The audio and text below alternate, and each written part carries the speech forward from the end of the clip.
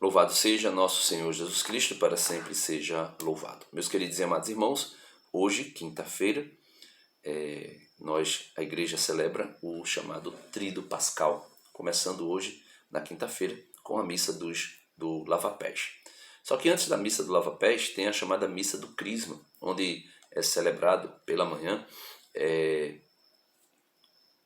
a bênção dos santos óleos e a bênção do Crisma, né? E também se celebra a renovação, né, das promessas do sacramento da ordem para os sacerdotes. A primeira leitura de hoje, da missa, chamada Missa da Ceia do Senhor, é tirada de Êxodo 12, do 1 ao 8 e do 11 ao 14. Aquela leitura bem conhecida onde fala da Páscoa judaica. A Páscoa judaica, ela não tem origem já ali no Êxodo, né? No sentido Êxodo de o povo que sai do Egito e vai para a Terra Prometida. Não, era uma festa que os pastores faziam quando migrava, né, da pastagem do inverno para a primavera. Então se fazia um banquete, uma ceia, entre aspas, se despedindo do inverno e passando para a primavera. E aí por isso tem esse nome de Páscoa, né? Passagem. E no livro do Êxodo, se faz lembrar também a passagem da escravidão do Egito para a liberdade na Terra Prometida. E aí Deus ordena a Moisés que se faça a celebração da Páscoa, que se coma a Páscoa, né? Agora já num sentido, podemos assim dizer, religioso, né? Então veja, diz assim o texto, né? Êxodo 12, versículo 1 ao 8, depois 11 a 14. Naqueles dias, o Senhor disse a Moisés e a Arão no Egito: Este mês será para vós o começo dos meses. Será o primeiro mês do ano. Falai a toda a comunidade dos filhos de Israel, dizendo: No 10º dia deste mês, cada um tome um cordeiro por família, um cordeiro para cada casa. Se a família não for bastante numerosa para comer um cordeiro, né, que tinha que comer o cordeiro inteiro, convidará também o vizinho mais próximo, de acordo com o número de pessoas. Deveis calcular o número de comensais, conforme o tamanho do cordeiro. O cordeiro será sem defeito, macho, de 1 ano. Podereis escolher tanto um cordeiro como um cabrito, e devereis guardá-lo preso até o dia 14 deste mês. Então toda a comunidade de Israel, reunida, o imolará ao cair da tarde.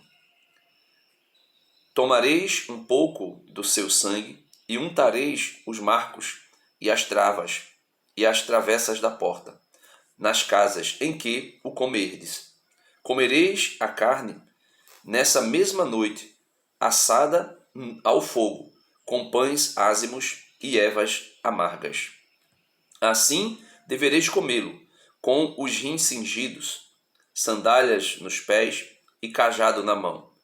E comereis às pressas, pois é Páscoa, isto é, a passagem do Senhor. Então, aqui faz-se a memória da passagem do povo que sai do Egito para a liberdade, para a terra prometida, mas também se faz memória a passagem do Senhor, quando o anjo do Senhor vai passar naquela casa onde as pessoas estão comendo. A casa que estiver comendo a ceia, comendo o cordeiro, macho, sem defeito, e aqui que é uma imagem de Cristo, né? Tipologia de Cristo. Por isso São João Batista vai dizer lá no Jordão, eis o Cordeiro de Deus que tira o pecado do mundo, né? Então um cordeiro, macho, sem defeito, ou seja, santo, perfeito, imaculado, né? Comido às pressas, porque é uma passagem, né? Comido às pressas, com ervas amargas, né? Ervas amargas, com pães ázimos, sem fermento. E São João vai dizer lá na carta aos Coríntios que Jesus é a nossa Páscoa, é o nosso pão asmo, né? Um pão sem fermento, um pão sem mistura, né? E aqui tem todas essas simbologias, mas também representa o Senhor que passa por meio do seu anjo, que vem matar, né, quem não está ungido com o óleo ou com o sangue. Então o umbral da casa que estava com com um tal, né, era como que fazia como que um T, né, uma cruz sem aquele travessão da parte de cima, fazia assim um T, que é os franciscanos chamam, é mais ou menos se fosse assim, faz assim e um tal, né? Então os franciscanos também usam isso, né? Essa simbologia, né? De um tal, né? E aí o Senhor passa e aquela casa que estava sem a marca do sangue, a família toda era morta, né? Pelo anjo exterminador. O Senhor que passa, o povo que sai, que passa do Egito para a terra prometida, os pastores que passavam do inverno para a primavera, né? Então esse rito de passagem. E aí nos faz lembrar também Cristo que passa deste mundo para o Pai. E a gente vai ver isso no Evangelho, né? Dando continuidade, no versículo 12, vai dizer o seguinte: E naquela noite passarei pela terra do Egito e ferirei na terra do Egito todos os primogênitos, desde os homens até os animais, e infligirei castigo contra todos os deuses do Egito, eu, o Senhor. O sangue servirá de sinal, versículo 13, o sangue servirá de sinal nas casas onde estiverdes. Ao ver o sangue, passarei adiante, e não vos atingirá a praga exterminadora, quando eu ferir a terra do Egito. Este dia será para vós uma festa memorial, em honra do Senhor, que haveis de celebrar por todas as gerações como instituição perpétua. E aí, meus irmãos, a segunda leitura já nos mostra que o cristão ele não vai celebrar a Páscoa judaica, mas ele vai celebrar a nova Páscoa, a Páscoa da nova e eterna aliança, instituída por nosso Senhor Jesus Cristo.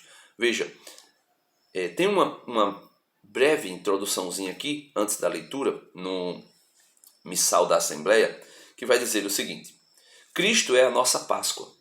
1 Coríntios 5:7. Paulo transmite, mais de 20 anos após a morte de Cristo, o novo e definitivo sentido da Páscoa. Não mais uma simples libertação social, mas salvação do pecado. 1 Coríntios 15:3. Ora, este sacrifício de Cristo é o novo memorial e por isso deve ser perpétuo. Esse sim deve ser perpétuo. Por ordem do próprio Cristo. Versículo 24 e 25 da leitura de hoje, da segunda leitura de hoje. Celebrando a atitude comunitária e a de quem está em caminho. Versículo 26. Veja, São Paulo, 1 Coríntios 11, 23 e 26. Irmãos, o que eu recebi do Senhor foi isso que eu vos transmiti. Paulo recebeu do Senhor, mas recebeu do Senhor através de quem? Dos apóstolos. Paulo não estava lá na ceia, na última ceia. Ele recebe dos apóstolos, recebe do Senhor por meio dos apóstolos. Na noite em que foi entregue, o Senhor Jesus tomou o pão e depois de dar graças, partiu e disse: Isto é o meu corpo, que é dado por vós, o cordeiro que deve ser comido. O cordeiro, né? Jesus é o cordeiro, né? Fazei isto em minha memória. Do mesmo modo, depois da ceia, tomando também o cálice e disse: Tomou também o cálice e disse: Este cálice é a nova aliança em meu sangue. Todas as vezes que dele beberdes, fazei isto em minha memória. Todas as vezes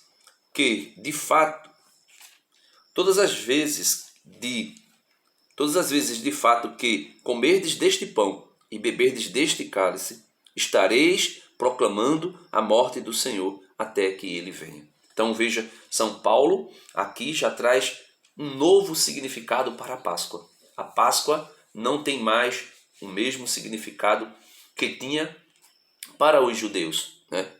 Mas um significado novo. É um novo significado para o cristianismo, dentro do cristianismo, a partir de Cristo, a partir de nosso Senhor Jesus Cristo. E no Evangelho, capítulo 13 de São João, do 1 ao 15, Jesus traz para nós essa Páscoa, porém ele traz como ele mesmo o Cordeiro que vem tirar o pecado do mundo. Ele vem trazer o exemplo de como nós devemos viver a partir dele, a partir da maneira que ele viveu, a partir da maneira que ele vive. Veja, João 13, do 1 ao 15. Era antes da festa da Páscoa. Jesus sabia que tinha chegado a sua hora de passar deste mundo para o Pai. Então veja o que eu estava dizendo, a passagem de Jesus, a Páscoa de Jesus, deste mundo para o Pai.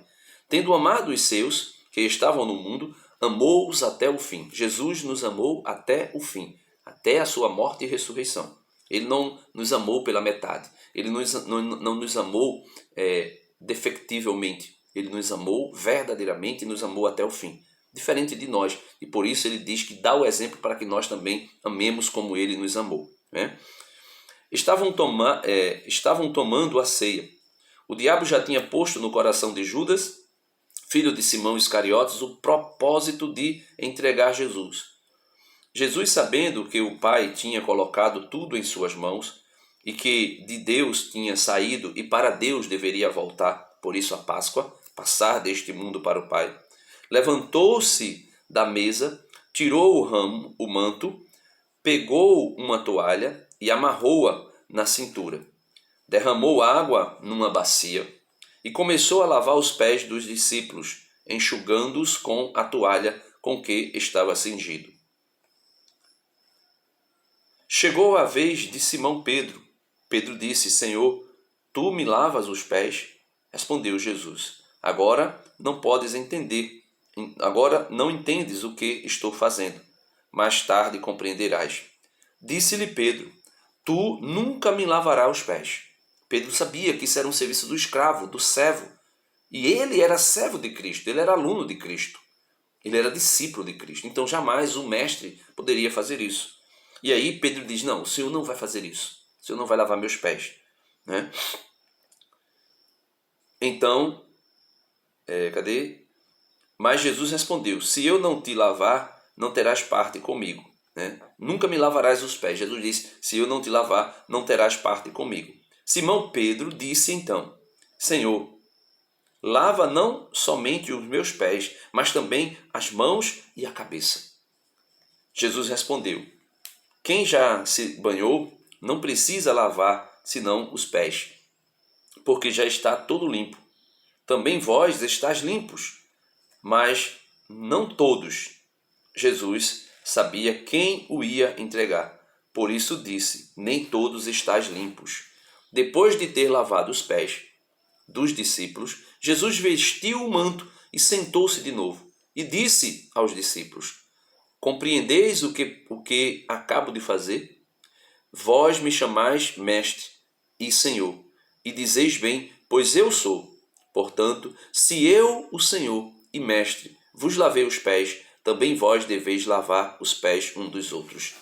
Dei-vos os exemplos para que façais a mesma coisa que eu fiz. Então veja, meus irmãos, aqui é bem interessante nós pensarmos nisso, né? O Cristo, que é Senhor, que é Deus, e que, mesmo sendo Senhor e Deus, faz o papel do escravo, faz o papel do servo, faz o papel daquele que é, podemos assim dizer, marginalizado, que é, e aqui essa palavra não estou falando desse pensamento da teologia, estou falando daquele que era escravizado, que era submisso, né? Que era submetido à escravidão. E eles lavavam os pés dos seus senhores quando chegavam em suas casas. E Jesus faz isso, por isso Pedro se escandaliza. Por isso Pedro grita: não, Senhor, eu não permitirei que tu lave meus pés. E aí é quando Jesus diz a Pedro: Pedro, se eu não te lavar os pés, tu não terás parte comigo. E aí Pedro, depois de ter experimentado estar com Jesus em diversas ocasiões, Pedro percebe que o que mais ele quer é conhecer o Senhor e prosseguir em conhecer o Senhor. Então Pedro vai dizer: Senhor, então não lava somente meus pés, lava também minhas mãos, lava também minha cabeça, ou seja, banha-me por inteiro, para que nada meu, nada meu fique longe de ti, nada meu se aparte de ti. Eu quero estar em ti por um todo, por inteiro.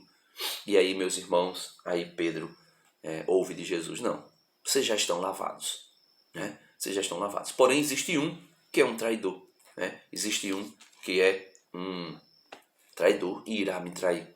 E aí, meus irmãos, nós podemos compreender verdadeiramente que servir Jesus não pode ser uma parte nossa, mas temos que ser discípulos de Cristo por um todo, né? E aí, o sentido de hoje dessa celebração do lava-pés é esse sentido da humildade de Cristo, do servir de Cristo, Cristo que é mestre, Senhor e serve, e também a ressignificação da Páscoa, a Páscoa judaica, que passa a ser alguns ritos da Páscoa judaica, se transforma a Páscoa cristã, né? E aí nós podemos compreender melhor o que Jesus fez naquela noite, na noite em que lavou os pés dos apóstolos. Se não te lavar os pés, não terás parte comigo. Então, que nós possamos dizer, Senhor, lava-me por inteiro. Não lava somente meus pés, mas me lava por inteiro. Aí Pedro vai dizer, Senhor vai dizer a Pedro, Pedro, já estás limpo. Mas mesmo assim, Senhor, mesmo assim, então lava meus pés. Se somente os meus pés estão sujos, lava meus pés, para que eu possa andar nos teus caminhos. Amém. Em nome do Pai, do Filho e do Espírito Santo. Amém. Deus abençoe a todos e até amanhã, se Deus quiser.